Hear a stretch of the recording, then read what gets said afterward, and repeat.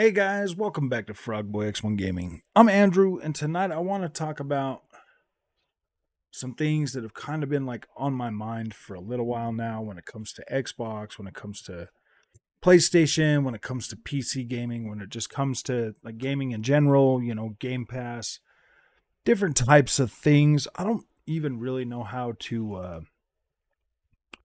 and like the fanboy wars and stuff. I don't even really know how to I really don't even know how to title this video. I've been doing this YouTube for 2 years now. I started 2 years ago in April. I put up a racing video. When I first started this channel, I was just gonna do like a bunch of racing videos, and then I started, doing like reviews of games I was buying and stuff, and just posting up the videos, and just generally having a good time. But I've noticed that like my mood goes up and down, up and down, up and down so much. It even got to the point where like the whole like almost all of last year I was I was more concerned with putting out content than actually enjoying video games at all. And I could see that I was starting to turn into like this like fanboy console war channel, and man, that stuff was getting really bad. Like it was affecting my mood so bad that I don't know if you guys have noticed. I don't know if you guys have noticed, but I've been doing a lot of racing videos lately. I've been putting out a lot of just videos in general of like racing, like gameplay videos, stuff like that. The other day, putting out some videos over the Xbox Series X or my Xbox Series S, um, displaying some disappointment with the Xbox. And I don't I want you guys to understand that like when I make those kind of videos, I'm not doing it for the clicks. I'm not doing it for the attention. I'm not doing it to get like negative feedback. I'm not doing that. Like I'm a simple gamer that wants to enjoy games. And things do frustrate me. Like Redfall launching at 30 frames per second. Like that's so annoying. And the reason it's annoying, it has nothing to do with the game being good or bad or 30 frames a second or anything like that. It's more like, I'll be honest with you, like the whole thing, like the whole negativity that Xbox it is always is always getting, like they get so much pushback, so much negativity towards the Xbox platform. And when I see like Phil Spencer or Aaron Greenberg or Sarah Bond or any of them guys, it looks like they are just really trying to be like interactive with the people on Twitter. I mean, and Twitter is such a freaking negative place, man.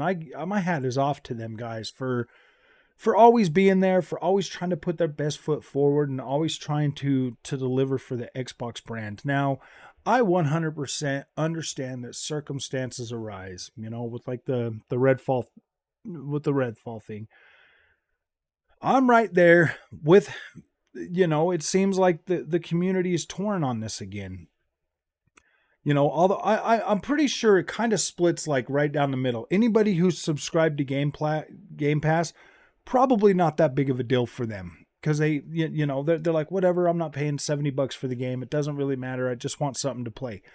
And then the other side, the people that, the console warriors, they really want, Xbox to, well, I mean, actually there's probably three, because there is the console warriors out there that are always trying to Xbox this, Xbox that. And as long as I've been playing on consoles, PlayStation has been number one, man. Like since they've come out, they quickly took over the market and quickly took that top spot with PS1, PS2, PS3. Like they quickly took that. Xbox did give them a run for their money in the 360 generation. And I believe that Xbox could do that again. I have never, even when I was a PlayStation fan, I never looked over the fence at Xbox and was like, oh man, there's nothing worth owning over there. I mean, to tell you the truth, I'm the kind of gamer that, in my early gaming days, I would buy one console, play what I wanted to play, trade that in to get another console to play what I wanted to play, then trade that back in, if something else came out on that other one. Because I was kind of broke, man. I didn't have the money to have all of the consoles at the same time. So trading out them consoles all the time to play like the new games, and that was like second nature to me.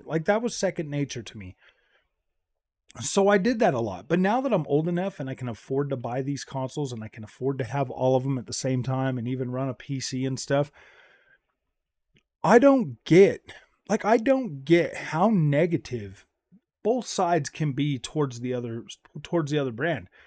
Like Xbox guys calling PlayStation games trash and stuff like that. And it's like, really, dude, have you guys seen the actual like work that goes into a Sony PlayStation game?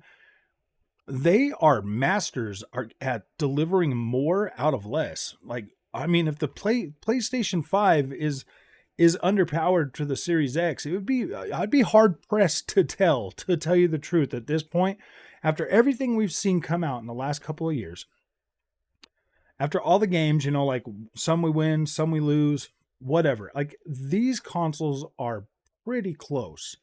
They are pretty close in terms of being able to put out different games. Have we seen the PlayStation 5 fully used? No. Have we seen the Xbox Series X or S fully used? No, we haven't. We haven't even seen that. And like, we're sitting here literally splitting hairs for a few frames or a little bit of extra resolution or a little bit shinier, ray tracing or something like that. They are very close. The only thing that's not close at the moment is, I would say software. I mean, like pound for pound, there's probably just as many Xbox games out there right now, first party games, as there are PlayStation, exclusives, whatever. They're pretty close. They're pretty close. Xbox has been 100% been delivering, even if they're games that you don't find appealing, they are still delivering. And PlayStation is the same way. Even if they're remakes or remasters or whatever, they are still delivering a compelling reason to buy something from their ecosystem. The PlayStation VR 2, the Xbox guys are like, oh, it's trash. Like, I do believe in PlayStation VR 2. I think it's pretty dang cool. I really enjoy the experience that I get from that headset. And I do play it fairly often. And just like the PlayStation guys always talking down about the Series S is designed for a specific place in the market, and it does a good job at delivering on that experience. My video about it, holding back the Xbox Series X, I'm not saying that it's holding back the Xbox Series X graphically or world design wise or feature wise or anything like that. All I'm saying is that it could potentially be the reason that Xbox games are getting delayed longer, and they're, you know what I mean? Like, that's literally the only thing that I mean. I don't mean anything about the Xbox Series X or Series S not ever being able to run anything the Series X does. So if you're a PlayStation fanboy and they're out there using my words against, the Xbox guys, that's literally the only thing. Like, if it takes a little bit more optimization time for that game to get finished and get put out fully finished, that's fine. I would much rather Xbox be like, yeah, dude, we're gonna wait, we're gonna hold it, we're gonna put it out when it's finished. I would rather Xbox stand their ground and do that instead of ship games out with missing features or not completely finished, because that is what chips away at Xbox. That's what chips away at them. You've got the fans out there that are like, oh no, we want it. And you've got the fans that just want to have it and they just want to play it. And then you also have the other, the other guys are like, no, man, we just want it finished. And the thing is once that game launches and once you've had time with it, and once you played it, we become such a hyper consumer, we're hyper consumers when it comes to like the video games and stuff now. We're like, oh yeah, we're so quick to play something and then just move on to the next. And when you have a game that comes out, it's got like a 2 to 4 week shelf life these days, depending on how long the game is, depending on how much hype there is behind it, depending on how many people are going to play it, online multiplayer, stuff like that. There's anywhere from like a 2 to 4 week window that these games really do hold like people's attention and people's that's about the time frame that these games are going now. So when you get a game that comes out and it's not finished, if it doesn't get finished the first week, that's already 1 week lost. 2 weeks, 3 weeks, a month, that game is on the back burner. Nobody cares about it anymore. After 1 month, nobody cares about it anymore. They're moved on to the next. And some games it's a week or so. So once that happens, then 6-7 months down the road, then those games come back. They have a resurgence about halfway through, after maybe after like the first sale comes out, something like that. They'll have a resurgence. More people will buy it. They'll buy it on sale. They'll play through it, and then it'll just trickle in like that over the next couple like year or maybe 2 years, depending on how the game is, like the word of mouth after after the resurgence and stuff. Maybe those games will come back. I've noticed that there's some games that I'll go back to, like Cyberpunk was completely came out, everybody loved it, then they destroyed it, and now it starts to trickle in, more people buying it and more people playing it, because the longer the devs keep working at it, the better that game gets. And Cyberpunk is one of those games that will keep growing. It's just like The Witcher 3. They keep growing, they keep getting better. There's new things that attract more people in and more people get curious. Something like Saints Row, even if they put out some fixes for that game, it might capture the crowd again, but that game was average at best when it came out, where Cyberpunk was actually a pretty decent game for the most part. So that's the one big thing that I have when it comes to some of these games, guys. Like I mean, I'll play Redfall when it comes out. I'll probably play it on the PC. I'll play it on the Xbox Series X. I'll make some videos on it. We'll have some fun, but I really hope that game doesn't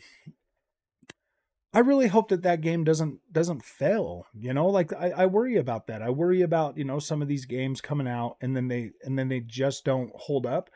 But I think at the end of the day, I think there's going to be something special enough with Redfall and the multiplayer part of it that I think it's going to continue to bring people back to it. I think that Redfall is going to be one of those games that can kind of withstand this, but that initial blow that it's going to take, it's going to be pretty bad. You're going to have, I mean, you've already got like the PlayStation fanboys, you're going to have the media against it. You're going to have a lot of negativity, a lot of negative pushback toward that game. And if Redfall or if Starfield launches later this year with a 30 frames per second mode, you're going to get a lot of pushback from that. But I think that those Bethesda fans that play like Fallout and Elder Scrolls, stuff like that, I think they're going to be okay with it, because just because of the fact that like I think they'll probably be okay. I think that those guys are pretty resilient. I think they'll hold it up. I think they'll hold it together. Most Bethesda fans that want to play it at a high refresh rate are going to be playing it on PC anyways. So I don't necessarily think there's going to be that major. I don't think that Redfall is going to take it as hard as a first person shooter like Redfall is, but I do think they're going to try. I do think they're going to try. But other than that, man, I get that everybody's excited about gaming, because I'm excited about gaming, and I think we're in the best time for gaming that we've been in a long time. But I also feel like there's a lot of negativity, and that's probably just because I'm online every single day about it now. Like I'm online, I'm exposed to people that are just constantly in a state of defense, or they're just being toxic towards the other base or something. And I see a lot more of that now. And like, it's frankly, it's disgusting, man. It's like, wow, dude, is it really this bad? And it makes me It does. It makes me consider just giving up on this, man. Just like putting out videos and not reading comments anymore because I don't I don't know, man. Like I don't know. Like I feel like there's too much negativity toward video games and I don't ever remember it being as bad as it is right now. Like this is pretty bad. Like I make a video from the heart about Series S and people like use that to try to further a console war and to like be negative about it. I got Xbox fans over in Twitter telling me that I'm a pony and everything, and I'm like, dude, I play everything. If Sony has something that comes out and it's great, I'm going to represent it. If Xbox has something that comes out and it's great, I'm going to represent it. If they have negative things about them, if something comes out and I don't like it, man, I'm going to let you know why I don't like it. But as and for me as an influencer, I don't ever want to be like, I don't know. I've even considered just being like super positive about PlayStation, super positive about Xbox, super positive about everything, and just not talking about the things that make that I'm upset about. Just kind of like not even worrying about it because the things that I'm usually upset about when it comes to video games, I get over pretty quickly. Like I do. I get over it pretty quickly. I move on. I move to something else because I'm a hyper consumer. So, you know what I mean? So it's like, should I even like worry about the negative stuff anymore? Should I even care? Or should I just, keep putting out positive content for everything? So I don't know, man. I'm I'm like I'm not losing faith in humanity, but but I am starting to get to the point where it's like, wow, man, why are we so negative? I mean, I make these videos all the time about talking about the negativity, and then I'll come out and I'll do like one of my complaining videos, and then I just feel like I'm just adding back to it. So I don't know, man. Like this is weird. This is weird. Like this is I don't know, man. I'm a moody gamer too. Like I get it. I understand like the whole, what's going on, but my gosh, dude, like I got to stop doing these videos, man. Well, if you guys like this content, don't forget to like and subscribe. I'll see you guys in the next one.